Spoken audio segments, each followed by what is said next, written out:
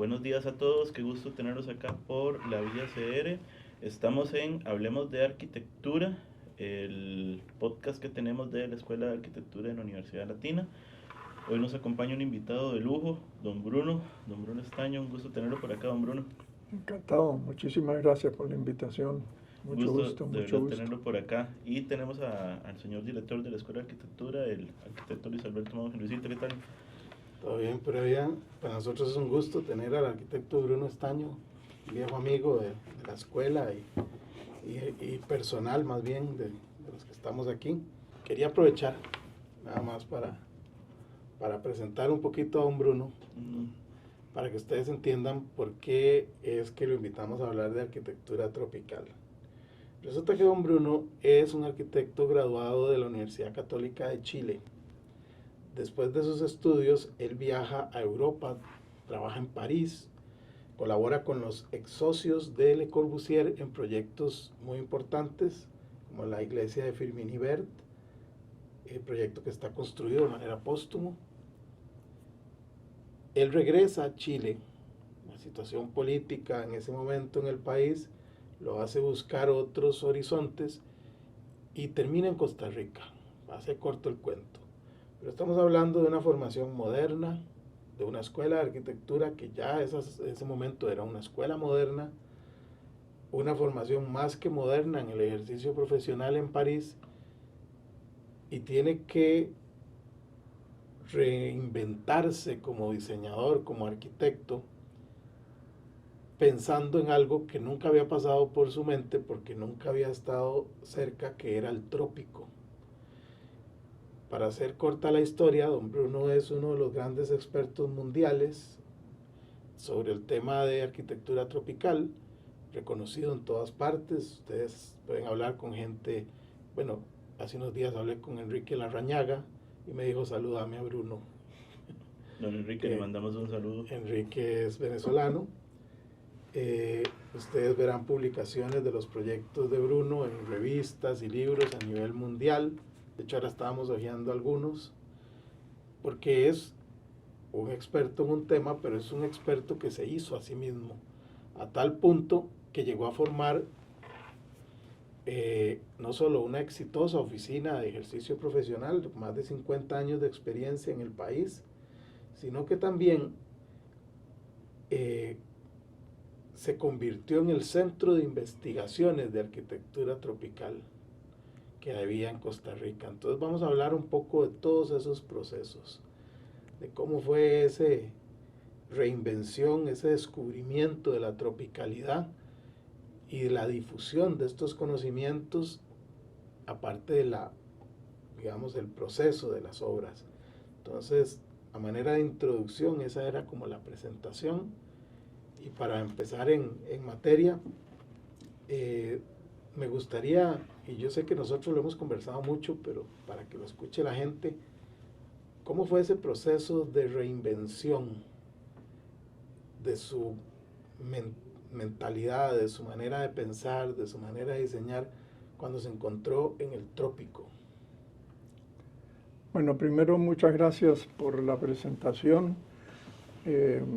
Como que queda poco que decir después de todo lo que comentaste, pero bueno, yendo directo a la pregunta que me estás haciendo, efectivamente mi llegada a Costa Rica y el contacto con el trópico representó una experiencia alucinante, totalmente nueva y novedosa. Y me di cuenta rápidamente que aquella arquitectura moderna, con inspiraciones mediterráneas, que yo había aprendido en la universidad y que después en Francia seguí con eso, no era aplicable de manera directa a el entorno tropical. Y entonces se me creó un vacío con cierta angustia por medio porque me sentí desorientado y empecé a pensar, bueno, tengo que hacer algo. ¿Cuál va a ser mi orientación y mi visión de la arquitectura que espero poder hacer aquí en Costa Rica como recién llegado. Y entonces me di cuenta que al recorrer el país, Costa Rica tiene la ventaja de tener microclimas muy diferentes, alturas, los bordes de los mares, las praderas, etcétera, que en cada una de esas regiones habían arquitecturas populares, sin arquitectos que tenían unas características interesantes y que las hacían identificarse con el lugar de donde estaban construidas. Eran arquitecturas sin arquitectos, muy orientadas por el sentido común, que es esa inteligencia no académica que todos tenemos, y que en esos casos se expresaba a través de soluciones muy lógicas de adaptación a dos cosas muy importantes. Por un lado, las costumbres de la gente, las vivencias de las personas, y por otro lado, el clima. Cómo el clima iba definiendo todas las formas y el lenguaje arquitectónico de las casas que están yendo al Poás o las casas que están en la costa Caribe o en Liberia y en la sabana de Guanacaste. Y no dejemos de lado las casas de las fincas bananeras que de por sí constituían un patrimonio. De ahí entonces fue donde yo empecé como podríamos decir de manera gráfica, tomando la punta de un mecate y empecé a ovillar y a ovillar sin dejarlo esa línea de lado, sino que más bien profundizando y ampliando todos los espectros que iba descubriendo para empezar a hacer una arquitectura nueva para mí. Me parece interesante esa introspección que en realidad era muy oportuna porque eran momentos donde se cuestionaba mucho todo esto de cuál era la arquitectura para el trópico. Aparece todo lo de,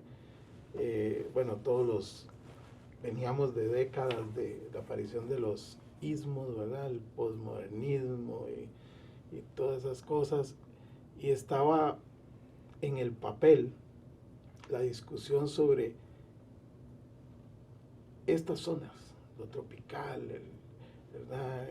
Oriente, África, y regionalismo crítico era un poco, digamos, como el enfoque que se manejaba en muchas partes en teoría, pero es una búsqueda personal suya, es algo que usted realizó por su cuenta, por su propia inquietud, y a raíz de eso nos generó, y digo nos generó porque ese conocimiento está aquí en Costa Rica, tal vez una base de datos de investigación sobre el trópico y la arquitectura tropical que probablemente sea la mejor que hay en el mundo, que ustedes desarrollaron.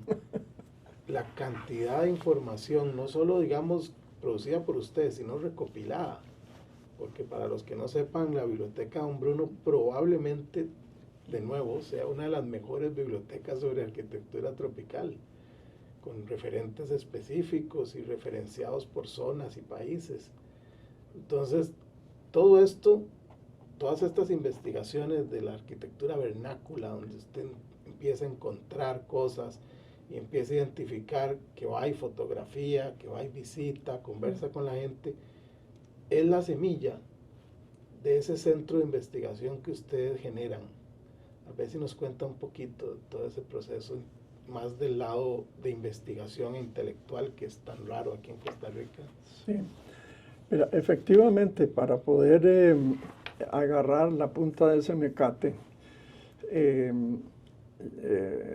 escribí mucho, miré, observé, conversé, visité muchos lugares con el fin de establecer cuáles eran las identidades que se podía descubrir de una arquitectura tropical que yo más o menos avisoraba que por ahí iba a andar el camino y el sendero que iba a trazarme. Efectivamente, cuando la arquitectura moderna empieza a decaer, se mueren los grandes maestros, las grandes figuras, se produce como una especie de vacío extraño y aparecen los ismos de que tú hablabas, el deconstructivismo, el posmodernismo, con su revival extraño, después el high-tech con su visión como muy industrializada de la arquitectura. Y bueno, yo no me identifiqué nunca con eso y intuía que por ahí la cosa no iba, sino que más bien tenía que buscar por el lado que ya había empezado a definir. Y toda la documentación, toda la investigación, tanto fotográfica como documentos escritos, con Jimena Ugarte, mi esposa, que también es arquitecto, en esa época todavía no lo era. Ella estudió siendo mayor, cuando los hijos se fueron a la universidad, es que se graduó. Decidimos fundar entre los dos y un grupo de amigos el Instituto de Arquitectura Tropical, una asociación sin fines de lucro que empezó a trabajar en 1994. Y empezamos entonces a ordenar todo lo que habíamos escrito y descubierto y empezamos a ver que en otros países también hubo en algún momento interés en construir para el trópico. Teníamos una relación con Holanda y cada vez que nos invitaban de Holanda nos íbamos a un museo que es el Museo Tropical y conseguimos muchos libros, mucha información. Nos dimos cuenta de que cuando Holanda tenía colonias en países tropicales, lo mismo le pasó a Inglaterra, lo mismo le pasó a Francia, tuvieron un problema básico que era cómo genero yo ambientes apropiados para que mi gente que va a ir a trabajar a esos lugares puedan vivir. Tuvieron muy malas experiencias al comienzo y después ya empezaron a entender que el clima era un determinante para las arquitecturas y el urbanismo que tenían que hacer. Bueno, y todo eso lo empezamos a asimilar, empezamos a estudiar y empezamos a crear esta biblioteca de la cual tú hablas y con eso, por un lado, Jimena escribía artículos, traducía artículos que nos habíamos encontrado. La fundación del Príncipe Claus de Holanda nos ayudó a tener una página web donde subíamos todos estos artículos y se empezó entonces a generar un cierto interés, al comienzo muy ligero. ¿Por qué tropical? ¿Por qué arquitectura tropical? Se preguntaba la gente. Y entonces uno decía, bueno, mira, hay arquitectura europea y nadie se hace la pregunta. Hay arquitectura norteamericana y tampoco. Hay otra del Renacimiento y nadie se pregunta. Y sin embargo, la del trópico abarca toda la cintura tropical del planeta, es una visión transversal y tiene características similares. Me acuerdo una vez viendo documentos, encontré una casa, una foto de una casa y dije, mira, aquí sale una casa de Costa Rica. Y no, era una casa de Tailandia.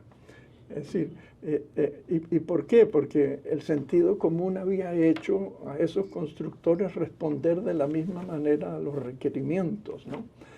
Entonces ahí empezó a surgir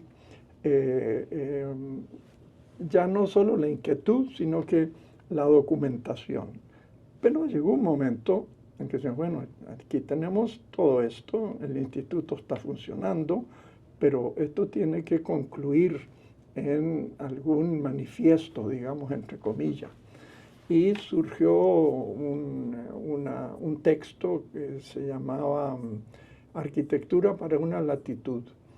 El librito rojo. El librito rojo, que llamó la atención en México en un determinado momento y entonces publicaron en México ese texto. Y después salieron invitaciones a conferencias para explicar lo que era ese texto. Y en realidad ahí se expresa cuáles son como las características de una arquitectura tropical que la hace diferenciarse de otras arquitecturas? Yo en algún momento, cuando era estudiante, hace ya muchos años, iba a los congresos que usted hacía, los congresos que organizaba el instituto. Recuerdo Glenn Murcutt y gente que no tenía idea de que pudieran venir a Costa Rica. Pero también recuerdo que había libros de arquitectura que hacían, digamos, de los encuentros, de otros que publicaban ustedes. Y yo iba a su oficina o le mandaba un correo a su secretaria y le pedía que me fotocopiara los artículos de las revistas, y después iba y lo recogía. Un montón de veces hice eso. Íbamos a ver, investigar en la biblioteca suya, pedíamos permiso, íbamos, revisábamos unas cosas y nos íbamos, tomábamos fotocopias de lo que fuera, o recuerdo que dejamos el libro marcadito y después recogíamos la fotocopia. Sí, claro. Entonces, eran otros tiempos para que los estudiantes se ubiquen. O sea, no había redes sociales, no había, a lo mucho el email era lo más que teníamos, pero había una red de difusión y gran parte se movía también en estos congresos que ustedes organizaban, que en esa época no eran los únicos, era una época muy vibrante que teníamos en esos años 90, con muchas conferencias, muchos congresos, mucha vida fuera de la universidad, algo que queremos retomar. Pero sí recuerdo, y siempre es algo que vale la pena destacar, que la generosidad de su oficina, porque nos dejaban entrar, nos ofrecían estos congresos buenísimos que en realidad salían muy baratos para los estudiantes y los que queríamos asistir, y que eran de gran calidad.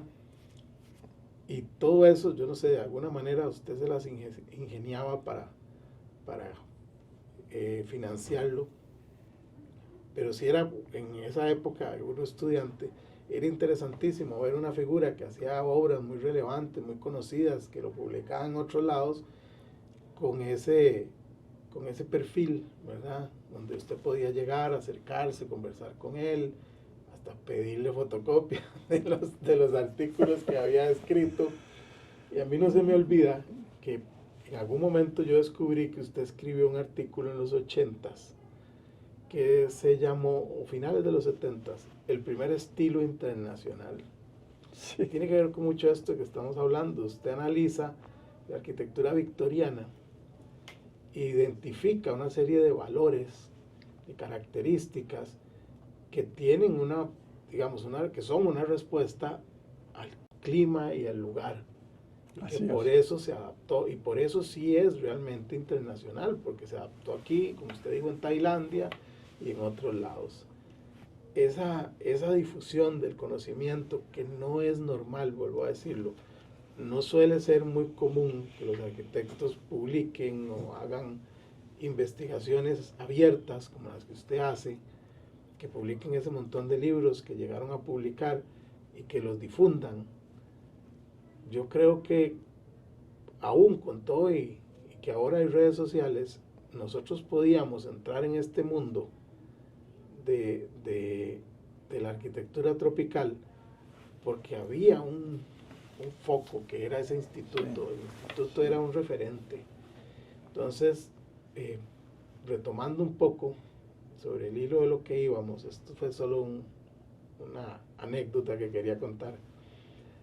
En paralelo al instituto, además usted hacía obra por todas partes aquí en Costa Rica, obras muy, muy reconocidas. Yo recuerdo los colegios en algún momento.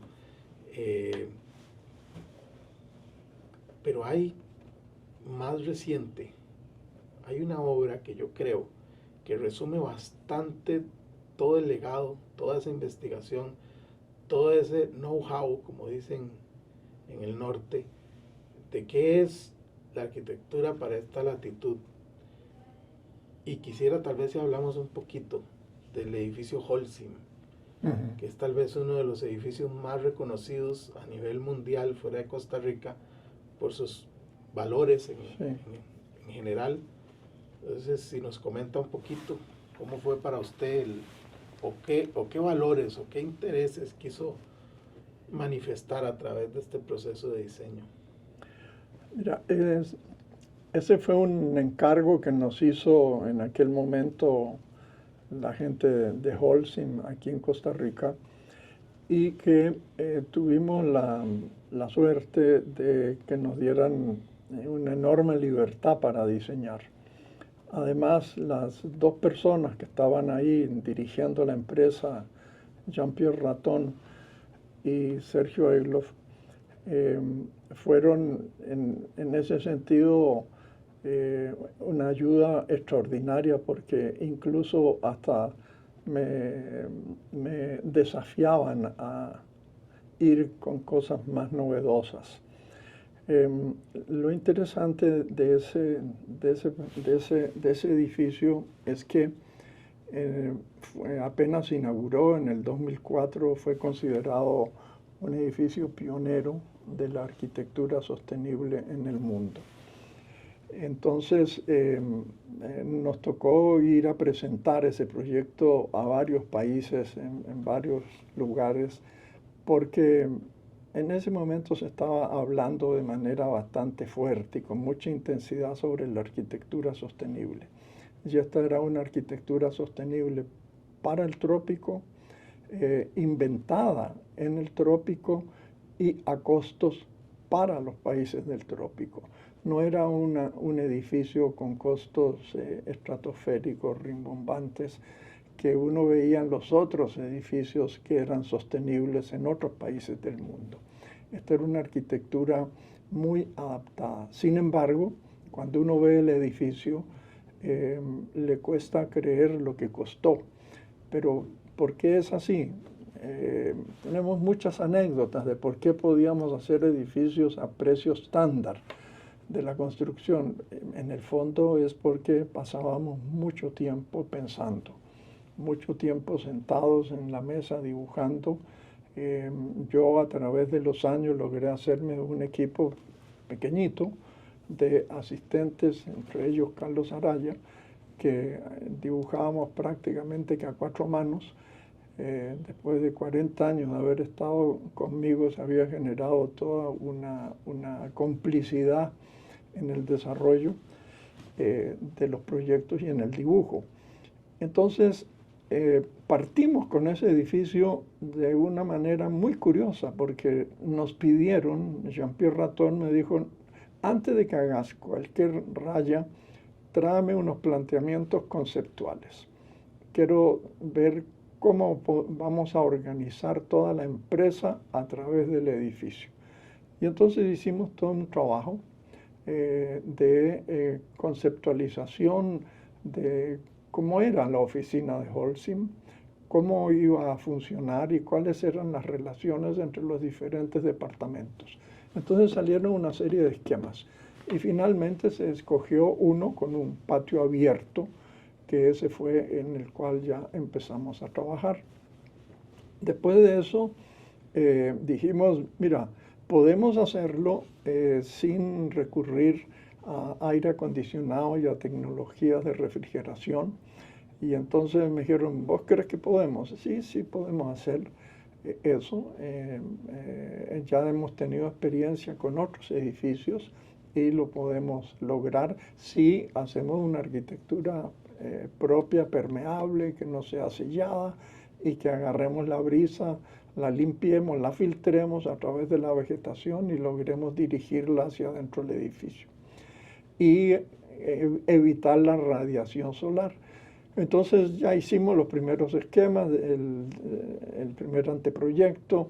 En esa época era estoy hablando del 2003. No había programas de cómputo para simular temperaturas, simular comportamientos de confort, eso no existía. Pero sí logramos alguien que metió una parte del proyecto en un software para ver cómo se iba a transmitir el calor hacia el interior del edificio. Y entonces nos llevó a cambiar el techo, la cubierta del edificio, a hacer un sándwich con 30 centímetros de aire para que estuviera en permanente ventilación, para que fuera entonces un colchón que dejaba el calor de la radiación solar por fuera y el cielo de abajo estaba más fresco. Después empezamos a usar los postes de alumbrado público que producían productos de concreto. Se le hizo un rediseño para soportar las estructuras de lona, de tela, las estructuras ténsiles que están arriba haciendo sombra, y los utilizamos. Después usamos muy pocos materiales, aluminio, sí, usamos aluminio en todo lo que son las celosías, pero adentro usábamos celosías de madera que se abrían, las paletas, y unos concretos trabajados con expresiones diferentes, como Holcim produce concreto. Hicimos unos muros, los muros que son los muros tapicheles del edificio, donde están los baños, con una textura, un martelinado extremadamente profundo, casi de 1 pulgada, con martillos hidráulicos, y eso nos llevó a que teníamos que hacerle un recubrimiento mucho mayor que la pulgada normal que se usa para que no quedara el acero expuesto. Y por otro lado hicimos un muro a la entrada de concreto pulido, el mismo que se usa para hacer terrazo. Ese es un muro que tiene una forma de peine que de repente nos empezamos a dar cuenta que cuando había viento fuerte en las épocas de fin de año se producían como unos, no silbidos, pero habían unos ruidos. Entonces lo bautizamos como el diapasón del viento. O sea que, entonces el edificio, por otro lado, es muy transparente. Y una vez que lo tuvimos terminado, el edificio se inauguró, es que la gente de Suiza se dio cuenta de que el edificio había sido construido con esa arquitectura. Ellos sabían que se estaba haciendo un edificio, pero no sabían cómo era el edificio, nunca lo habían visto. Y en una oportunidad, ahí las casualidades son así, me invitaron por otra vía, por vía Brasil, me invitaron a formar parte de la Holcim Foundation for Sustainable Construction, y lanzaron esa organización en junio del 2004. Y estando ahí, a mí me invitaron al lanzamiento de esa fundación, que tenía como objetivo promover y divulgar la construcción sostenible en el mundo. Holcim era una empresa que tenía en aquella época representación en 100 países. Y después vinieron todos los concursos de los Holcim Awards y esas cosas a nivel mundial. Pero en ese momento ellos se dieron cuenta de algo que les llamó muchísimo la atención. Dijeron, estamos promoviendo en el mundo la construcción sostenible y nos damos cuenta que ya tenemos un edificio que tiene una arquitectura que es sostenible y que es nuestro, que es de Holcim. Entonces no solo estamos hablando, sino que estamos haciendo. Y eso les dio una enorme satisfacción, y vinieron muchas veces de Suiza muchos grupos diferentes a conocer el edificio para poder utilizarlo en toda su presentación sobre la construcción sostenible. Pero algo muy interesante que sucedió es que en algún momento yo dije, bueno, nosotros ya hicimos el edificio, está bien, pero me gustaría tener una evaluación de cómo es el clima interno del edificio. Teníamos las variables del clima externo que nos daba el meteorológico, que a veces había que pagarlas, otras veces eran gratuitas, pero bueno, algo teníamos, pero no eran muy cercanas al punto. Entonces encontré un biólogo especialista en microclimas de invernaderos. O sea, no podía haber nada más especial y acorde con lo que yo estaba buscando, alguien que pudiera evaluar el clima interior. Entonces, Marco Gutiérrez, lo contacté, tipo brillante, y me dijo, sí, claro, esto lo podemos hacer. Y entonces llenó el edificio de unos sensores, y que estaban además conectados esos sensores a un centro de cómputo muy básico que él tenía en la estación Fabio Baudrit, que no estaba lejos del edificio. Y entonces él empezó a hacer gráficos de comportamiento del edificio con temperatura, velocidad de viento y humedad adentro del edificio y las condiciones afuera del edificio. Y salieron unos gráficos muy interesantes de cómo subía y bajaba la temperatura y cómo subía y bajaba esta misma temperatura de acuerdo al viento que había y la velocidad del viento. Entonces era una confirmación de que uno podía empezar, de que lo que habíamos hecho de manera intuitiva, ahora nos estábamos apoyando en datos científicos. Y entonces eso de que uno puede meter la brisa que le pega al edificio hacia adentro, acelerándola para que produzca una sensación de frescura, es posible con la arquitectura. Y todos esos elementos que tiene ese edificio y otros que habíamos hecho antes alrededor del edificio tienen justamente ese sentido, ¿ves? El de lograr el confort interior en un clima determinado. Por eso que yo digo que la arquitectura sigue al clima. Qué bueno eso. Ya vimos o ya comentamos un poco la parte de don Bruno como pensador cuando llegó aquí al trópico, como investigador, todo lo del instituto, como diseñador.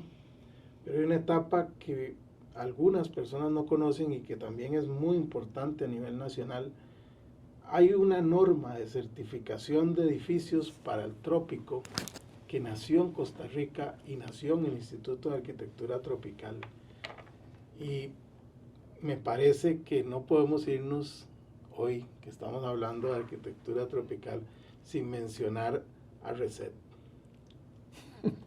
Entonces, adelante, don Bruno. Reset surge de una manera muy lógica. Habiendo transitado tantos años con esto de la arquitectura tropical, alrededor del año 2000 empiezan a surgir en el mundo, por lo menos nos llegan a Costa Rica, tal vez empezaron antes, pero aquí empezamos a tener noción de eso, que eran las normas para certificar edificios sostenibles. La sostenibilidad se había convertido en un objetivo a cumplir que se le agregaba a todas las otras cosas que conforman la arquitectura y que se le han acumulado desde la antigüedad. Esta sostenibilidad era algo nuevo.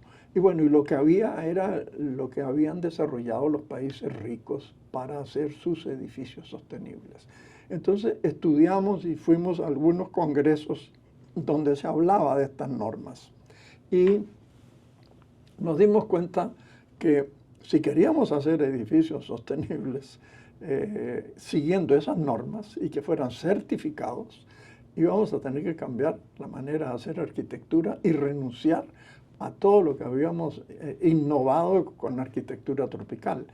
Entonces dijimos, bueno, aquí hay que tener una norma para el trópico, una norma que nos garantice de que vamos a poder seguir haciendo una arquitectura correcta, que está dentro de los costos correctos, que sigue las costumbres, que sigue el clima, que sigue las economías de los países del tercer mundo, que son todas, salvo Singapur y Brunei y otro por ahí, que son todas economías del tercer mundo en el sentido de que son economías en desarrollo. O sea, no se puede hacer edificios sostenibles caros en el trópico. Y si el trópico, donde vive ahora, antes era 40%, ahora vive el 50% de la población del mundo vive en el trópico. Si esa población del mundo, esos países, no entran dentro del desarrollo sostenible, sencillamente en el planeta no habrá desarrollo sostenible.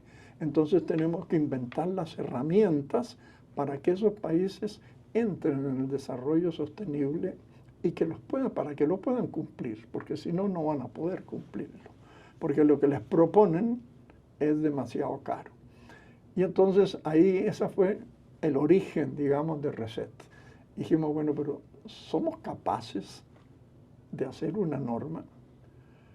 Y bueno, y empezamos entonces a reunir en el instituto un grupo junior que llamamos, de gente, algunos colegas jóvenes ahí, que estaban otros ingenieros, que les interesaba el tema. Y estuvimos reuniéndonos periódicamente todas las semanas durante 6 meses.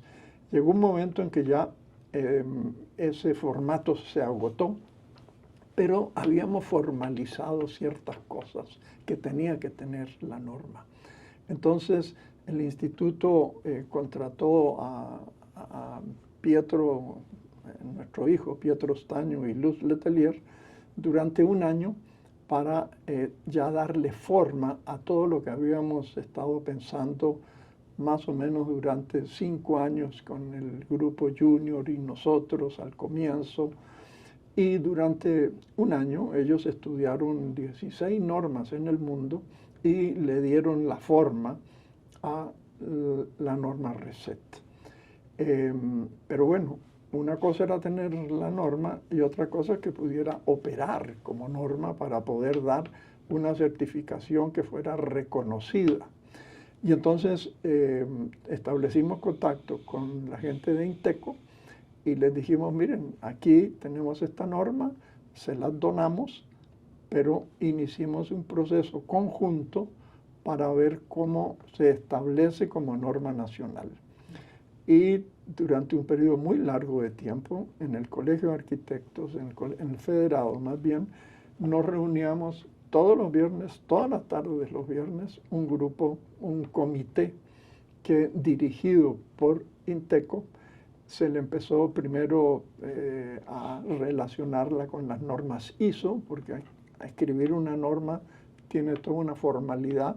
Entonces, con gente de INTECO, Alexandra Rodríguez, empezamos a darle forma a eso, hasta que salió la norma que se conoce, que fue publicada y considerada norma nacional en el 2012.